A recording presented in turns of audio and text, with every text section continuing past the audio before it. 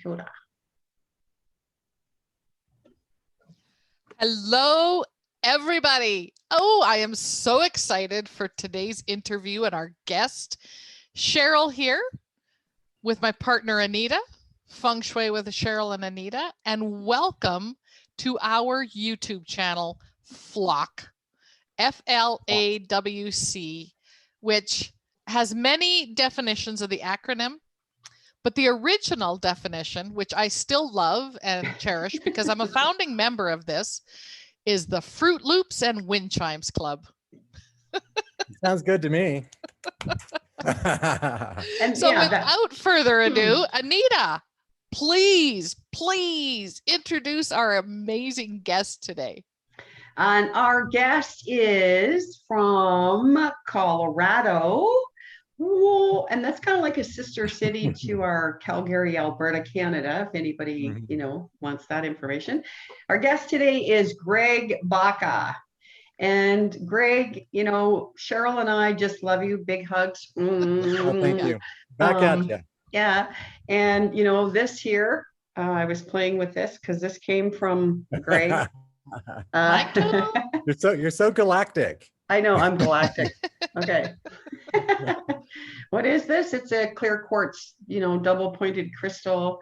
And yeah, and it's, it's amazing to me always that we are always led or brought the right people at the right time when we're open to the possibility.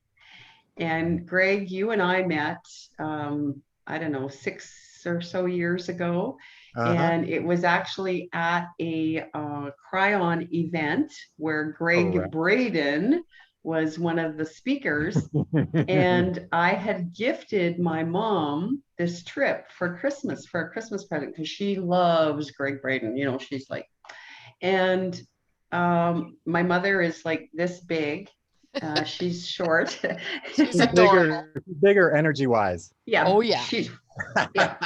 And so she sat in the front row, and of course Greg Braden was cooing with her all weekend. And then this handsome gentleman sat beside. Well, I don't think you were sitting beside her. Anyways, my mom was just like, well, here, you come and sit with me, or you're here at this event by yourself. And then next thing you know, oh, here, come and have lunch with my daughter and I. Yeah, and she made me sit next to her. She did. So cool. And you just was like, oh, this short little old lady with the gray hair. You just, anyways.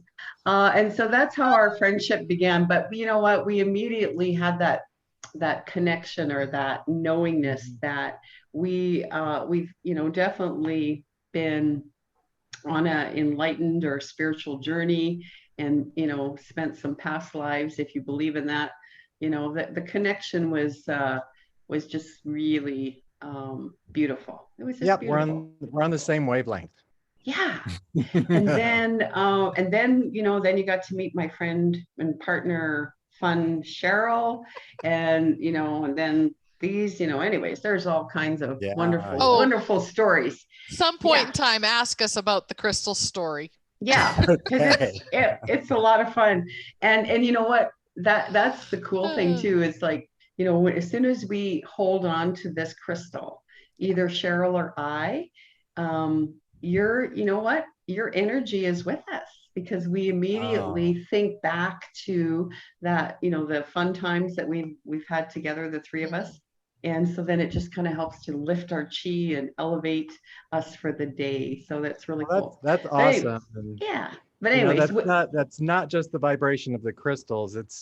I think crystals are an integral part of who we are becoming and who we're feeling into within each of us right now. And so when we hold on to those crystals, it just expands our awareness, and we get to become aware of our close connections with others and feel the energy and all that good stuff. The earth is really an important part of us right now. Absolutely. Okay, so we want to talk about you, all about Greg today. Yeah. Well, I'm raising my hand. Yeah, okay. I have another definition for your flock. Oh, cool. Okay. I'm going to write it down. Okay. Feeling love and wholeness constantly. Oh, Whoa, wow. goosebumps, goosebumps, feeling love and wholeness constantly.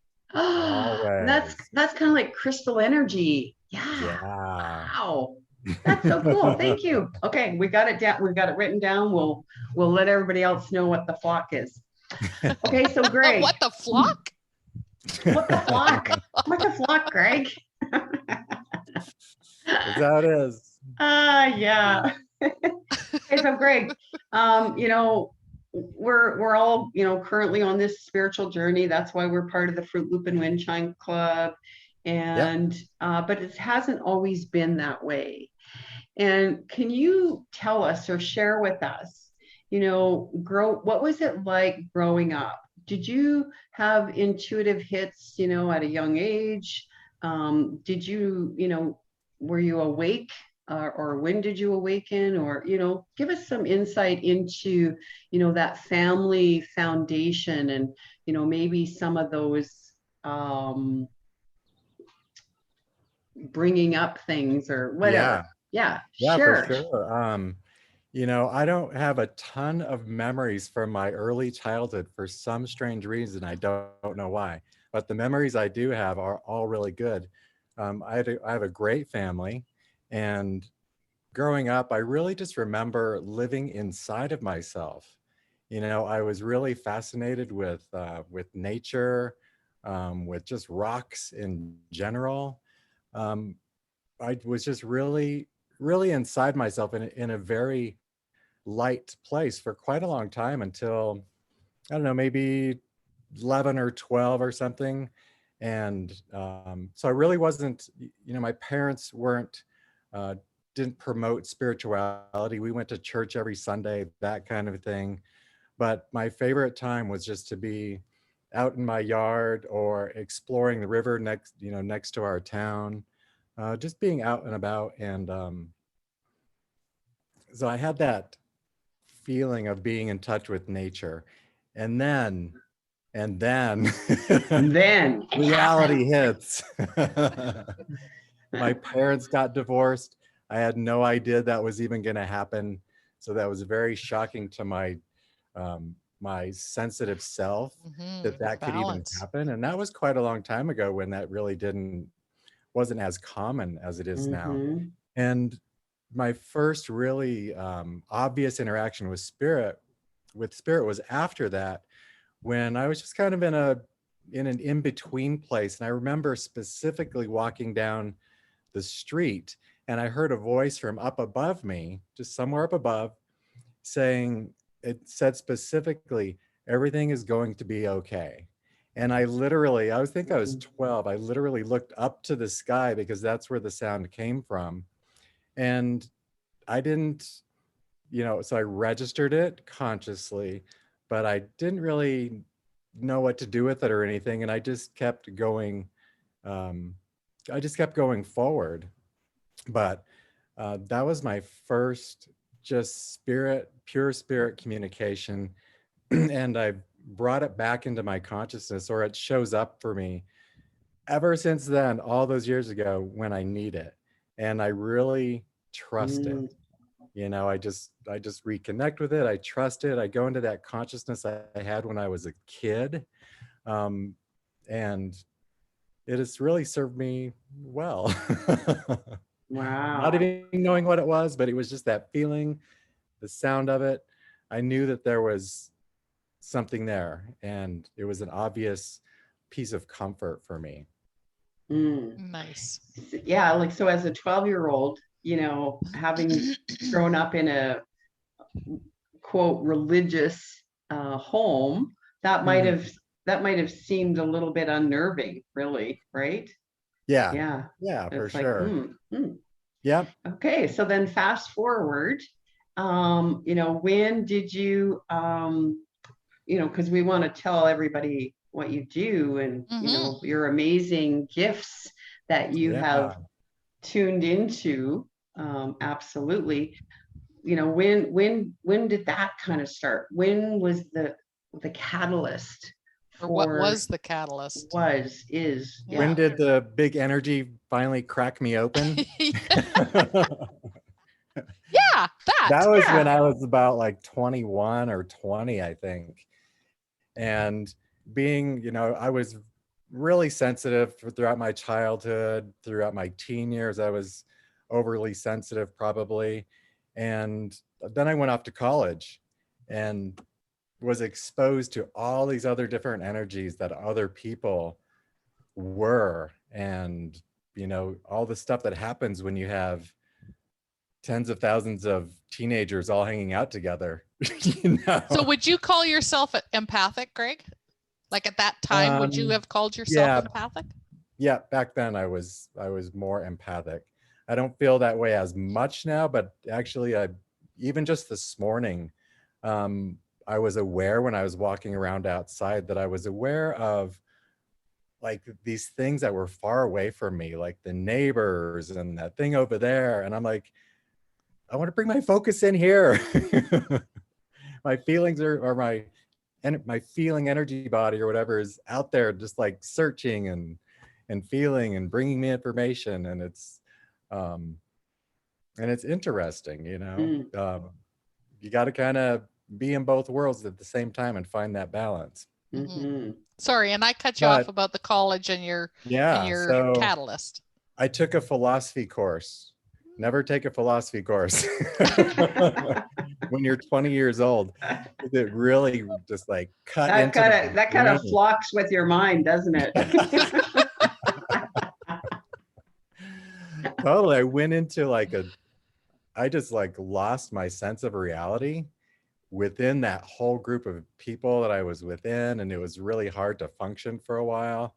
And I started just like researching religion. And that's when I got my first metaphysical book, or found my first taste of metaphysicality, I guess you would call it.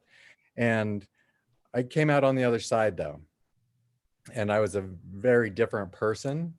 And that happens to be, after that episode, it happens to be when I met my wife.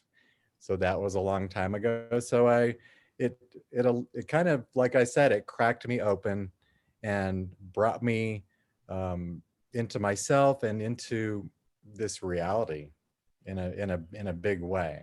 Mm. And it expanded my vision or my view into the invisible part of our reality. Right. And I had my first channeled reading through a friend, and I just said, that's what I want to do. I was like 21 or 22 when I came across that. And so that's what I focused on in general ever since that point in time. But it took going way down to find that potential, or to bring about that blossoming within, to expand my perception, really. Mm. So Wow. I survived, though. I survived. Yeah, you are living proof you survived. Correct. Okay, so then, because I know, again, like many of our guests, right? We didn't just arrive to our destination now, right? And like you Yep. said, there's been, so tell everyone what is it that you do now, and how long have you been doing that? Well, what's your contribution? I am really focused on being who I am. And I feel that that's like a major contribution that all of us can participate in, like in the moment, in real time. We don't have to do anything special to be who you are. But that really serves not only yourself, but humanity. So I'm being who I am. But on top of that, I'm a channel for spirit, and I've channeled many different beings throughout the years. And I do readings for people. I live stream 4 days a week, and I've been doing that since last September. So I do a 30-minute live stream in the morning, and I bring forth some information just on my own. I do a short channeling, and then we do a guided meditation, and then I play the gong, which is behind me. So it's so we're bringing forth through that live stream a way for people to experience who they are inside of themselves without me telling them who they are. Mm. Because I think Oh. our experience is our biggest teacher. And wherever you Absolutely. find yourself, whatever you find yourself experiencing, that's like it's showing you stuff all the time. And I also do home remodels, also do work on homes for people. Um, and then I love to spend a lot of time outside. So I mountain bike, and I live right next to the mountains here in Colorado. So I mountain bike all the time on these trails west of town. I run on trails, and I just sit outside quite a bit on these little sojourns. I just stop and sit down and just look around. You just be. But that journey into the space where I am now, especially with the channeling and becoming involved with spirit, which is something you can't see. That journey really took me through trust. It took me through belief issues, through who am I issues. All of that stuff is included in this package. So just with this one turn of a key that opens you up into the invisible world, you get all kinds of stuff for free within that package.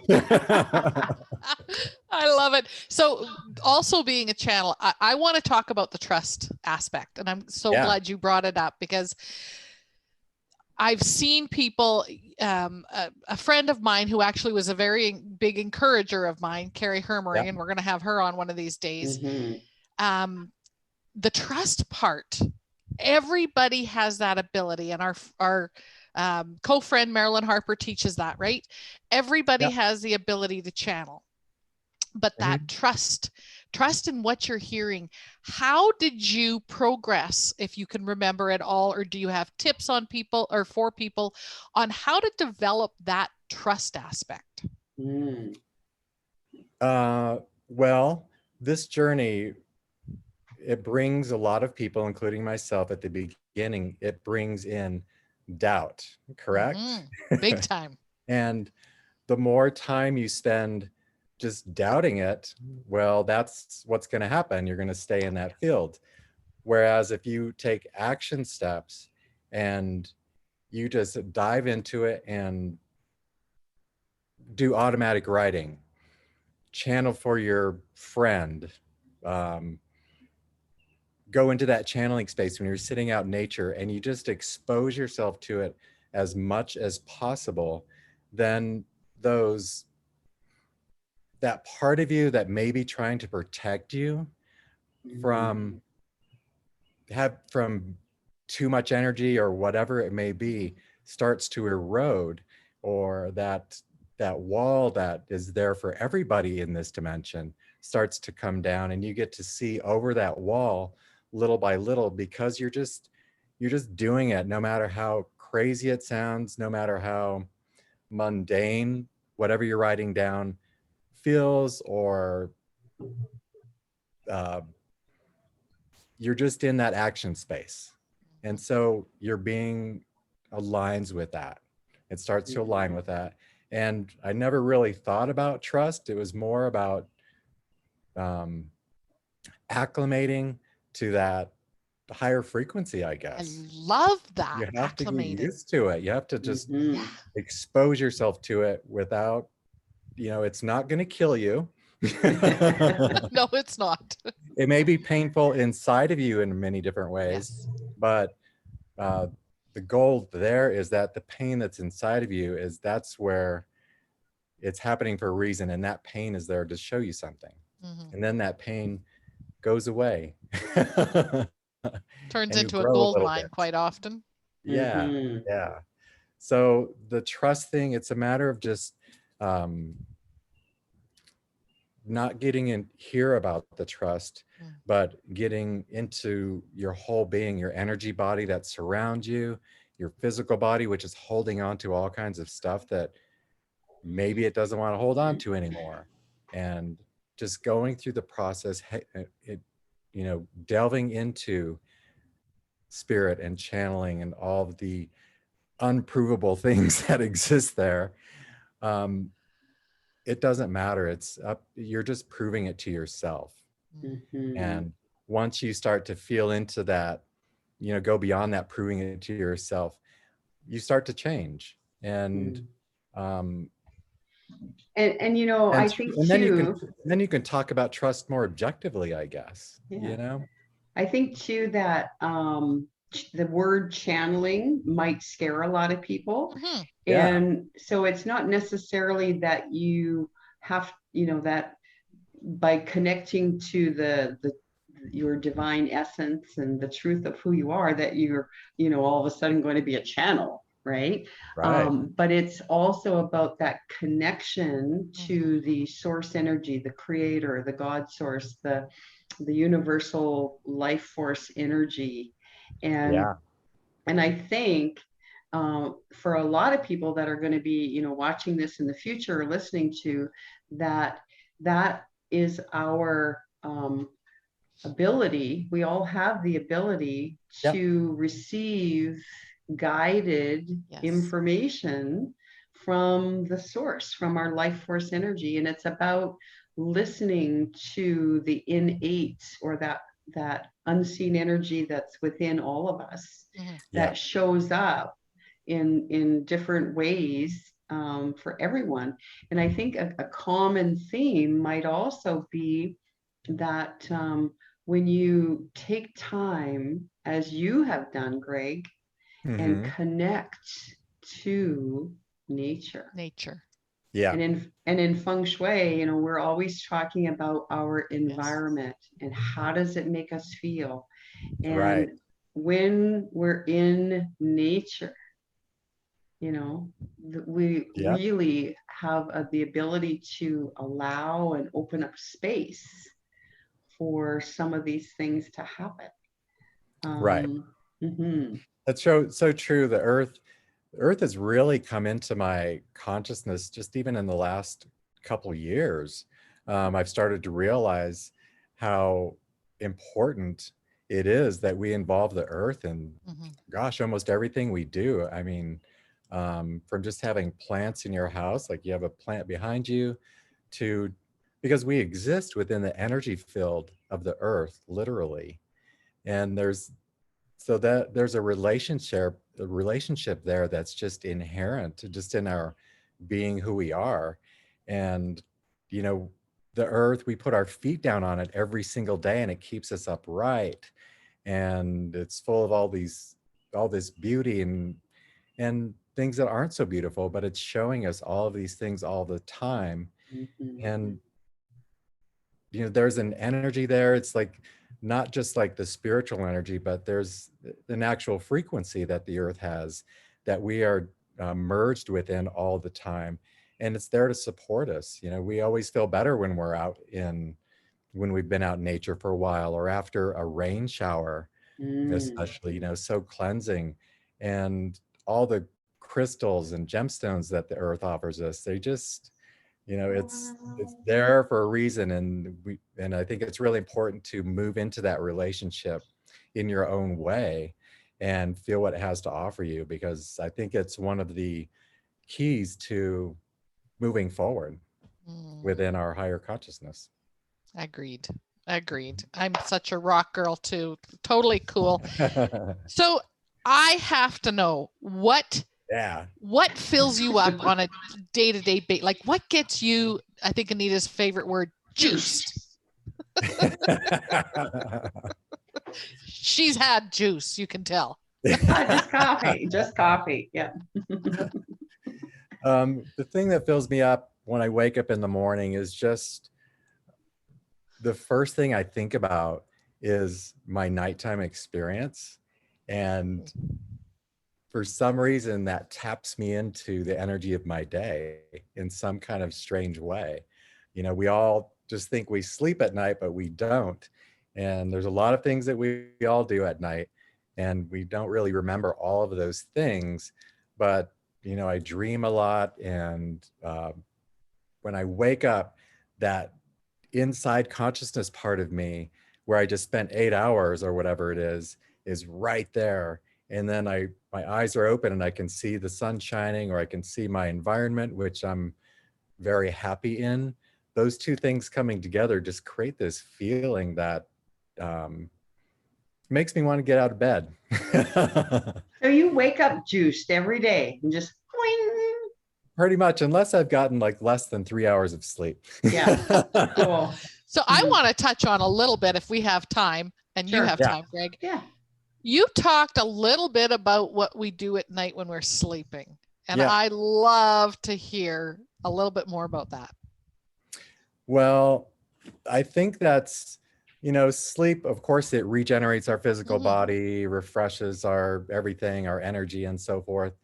But I think what I've been doing lately is I've been getting up at like 2 or 3 in the morning just for like 10 or 15 minutes. Mhm. And sometimes I set an alarm, just sometimes I just say, wake up at this time, and I'll wake up and I wake myself up, and then I go back to sleep. And then it brings me into a different space within the rest of my sleep. And I find myself being in my dreaming body a lot more.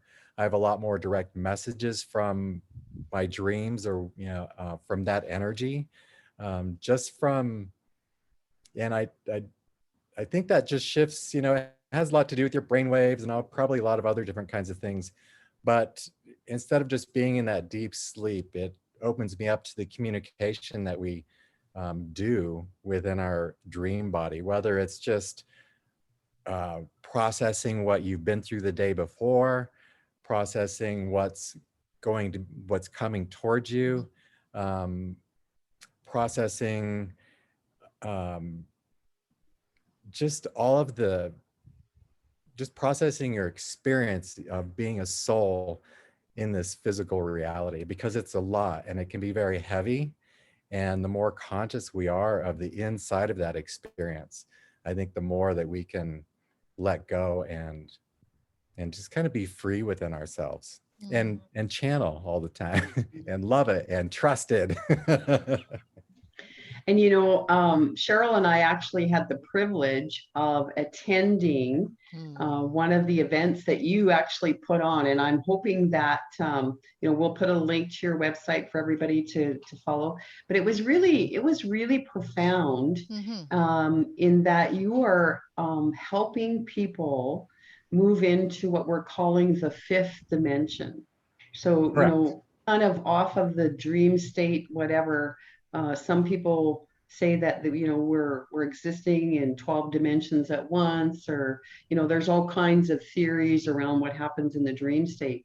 But I think that what we are all experiencing in the last few years, and it's been talked about for many years, is that we're currently undergoing a shift of energy, Right. and that our 3D, our three-dimensional being, as we start to become more aware and awake, that we start to vibrate at a higher frequency and moving into the fifth dimension. And you, Greg Baca, Yes, do ma'am. an amazing job on on teaching, on sharing that information. And like I say, Cheryl and I were, absolutely privileged to be in a room where you presented that, what's happening. And I really love that. And I want people to seek you out. Yeah. And if they're anywhere in the Colorado area or somewhere in the US, they could have you come and do a 2-hour presentation on how to move gracefully and with ease into this new fifth dimension, because it was absolutely beautiful. And we're all, part of other communities, and you, sir, you, my friend, presented that information in such a succinct, clear, gentle, loving way that just was so easy to embrace. It was easy to resonate with. Yeah. Yeah, it was. I appreciate that. Yeah. So are you doing that? Can people? Yeah, of course. I'm always open to doing that. And of course, that was right before the pandemic. And so I haven't done that Literally, yes. for a while. But, you know, my guides are with me during that time when we're teaching. And they're really focused, and I'm really focused on giving people or allowing them to have their own experience within the vibration that we put forth. Instead of just presenting information and telling people what's going to happen or what's coming, we want to first, we like to give context to where we've been within the density of the third dimension, context to, or a higher perspective of where we are right now within the crazy times, and also context into what that's leading into. So, and then people have their own energetic experience, which is more than just reading a book or hearing facts from somebody. It's just, we're just kind of opening up some doorways within people so that they can reach into it themselves and create their own experience, you know, based on just the openness that we're bringing in. But, you know, one thing about this chaotic time that we're in right now, it's, you know, everything's, all the walls are coming down. We're able to see everything. And it's very stressful for a lot of human beings. But when you meditate and you are connected with spirit, you spend time in nature, you can elevate into a higher perspective around what's going on now.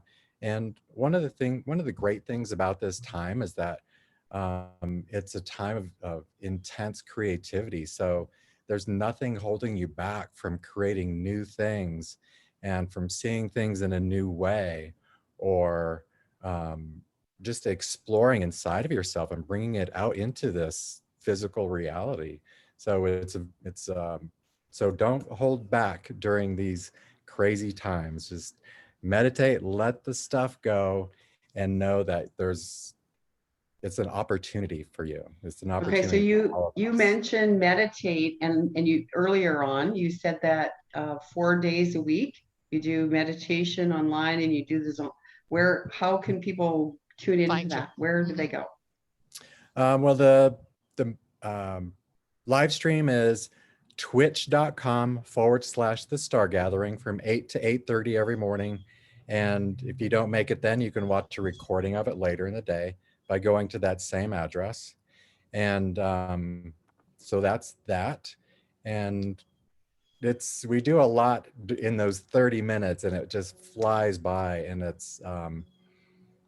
and what I just talked about, that creativity part, that aspect of creativity that's available to us now, that's what we're projecting, is it's okay, you know, we're going to be fine. And here's all the cool stuff that this is bringing to you, you know, besides all of the craziness. And Excellent. yeah, and you know, being inside, you know, it doesn't matter what's going on around you.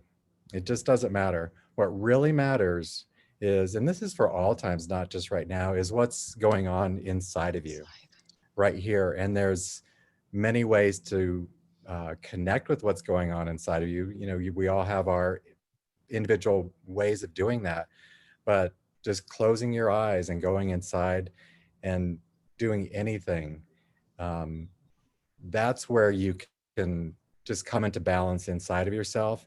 And then automatically, in increments, maybe the outside of you comes into balance to match what you're growing inside of yourself. Beautiful. Beautiful. And you're right. 30 minutes goes by like that. Yeah. One question about the 8 to 8:30. What time zone is that? Mountain Standard Time. MST. Okay, perfect. Just so that everybody's aware that wants to tap into it. And that was twitch.com / the Star Gathering. Star Gathering, which is kind of the name that the guides and I have created for ourselves. Perfect. They are from Arcturus. So we're bringing the earth, the stars, source, us all into one nice little package. Awesome. Awesome. I have to share with everybody, just as we're kind of wrapping up here, because of course that 30 minutes went like Oh my gosh. When our brother Greg sent us these surprise packages of these lovely, and I'm such a rock girl, so when I channel, this one is in my hand all the time. Yeah. But what was in it that I, Anita, you cracked me up. What was in this little package that I treasure is a quote from your guides that you shared with us, and I want to end with this because I think it's beautiful. Oh, cool. I want to hear that again.